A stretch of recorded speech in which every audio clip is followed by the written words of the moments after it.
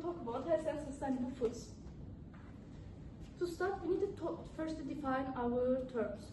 When we talk about a healthy diet, we are looking at nutrition density.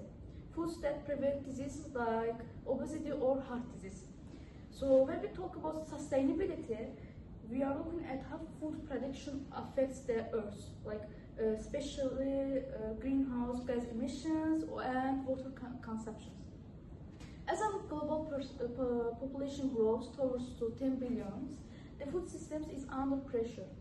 The central question of our research is, can we both achieve all at the same time, or does choosing healthy food sometimes come at so much environmental cost?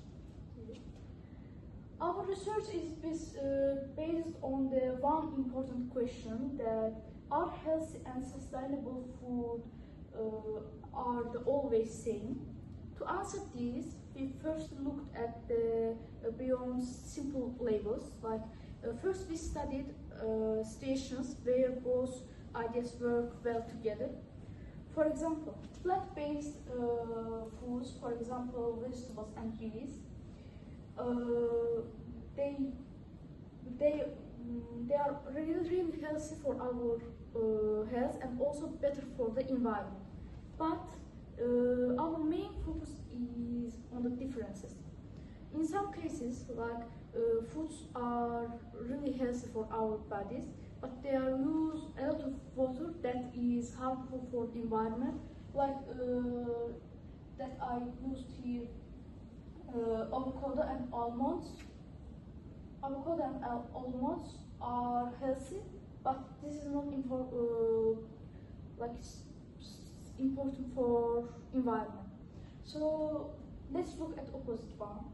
Like eco-friendly, but is not always healthy. Like some foods, like fast foods or sugar, like produced foods, is not healthy for us, but this is eco-friendly and environmentally. So this is sustainable foods, and this is like difference between sustainable foods and healthy foods. So now my teammate Ömer will talk about other ones.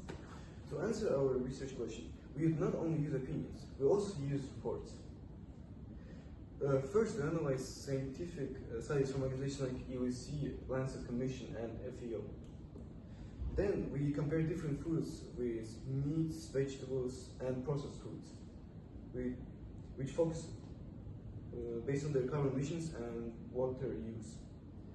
And after that, we study specific studies about almonds and avocados to understand why even healthy foods can have environmental costs.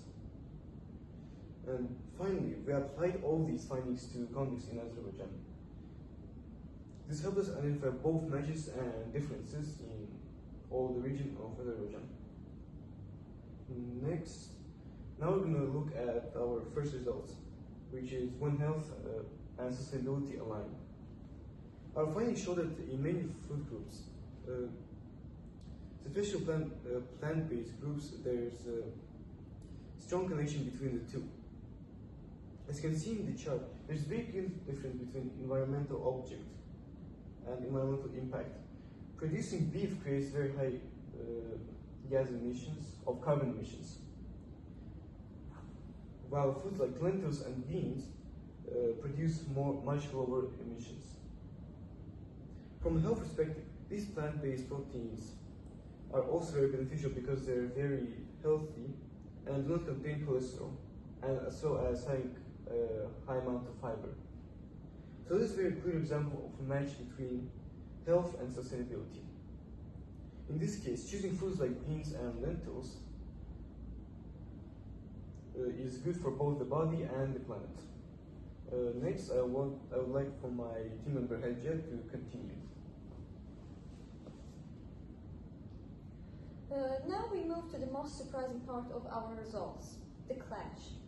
As we mentioned in our research questions, not all healthy foods are friends of the environment. Take a look at the water data on this slide. Almonds are a great example. They are incredibly healthy, full of vitamin E and good fats. However, However, the chart shows it takes an enormous amount of water to produce them. When we grow these superfoods in dry regions, we actually hurting the local water supply to stay healthy. We see a similar trade-off with avocados. They are great for nutrition, but their high demand has led to massive deforestation in some parts of the world. This proves our thesis. You cannot assume a food is sustainable just because it's healthy. Sometimes the healthiest choice for your body is actually a very high-cost choice for the planet. Finally, we look at the opposite problem, the trap. This is when a food is actually quite sustainable for the planet, but bad for our bodies. For example, sugar or highly processed flour are relatively efficient to grow in terms of land use. Also, many vegan junk foods like highly processed snacks have a low carbon footprint, but they are full of salt, sugar, and preservatives. This shows that the goal of health and sustainability can move in opposite directions. You cannot just look for a green label. We must also check the nutrition facts to make sure we aren't falling into this trap. Now we can go. And to finish our results, we looked at how this applies to us here in Azerbaijan, and we found that our traditional diet actually offers a great solutions. When we choose local and seasonal products like zero tomatoes and Göçe pomegranates, we get best of both worlds. They're more fresher and nutritious, and because they don't travel across the world by plane, their carbon footprint is very low. However, when we buy imported superfoods in the middle of the winter, we are choosing health but sacrificing sustainability. The secret to alignment in Azerbaijan is eating what is in season. In conclusion, are they always aligned? No, but they can be. While there are clashes in things like water usage and transportations, we can find a balance. By choosing cool, plant-forward, and most importantly, local and seasonal foods, we can protect our environment and bodies at the same time. Thank you for listening.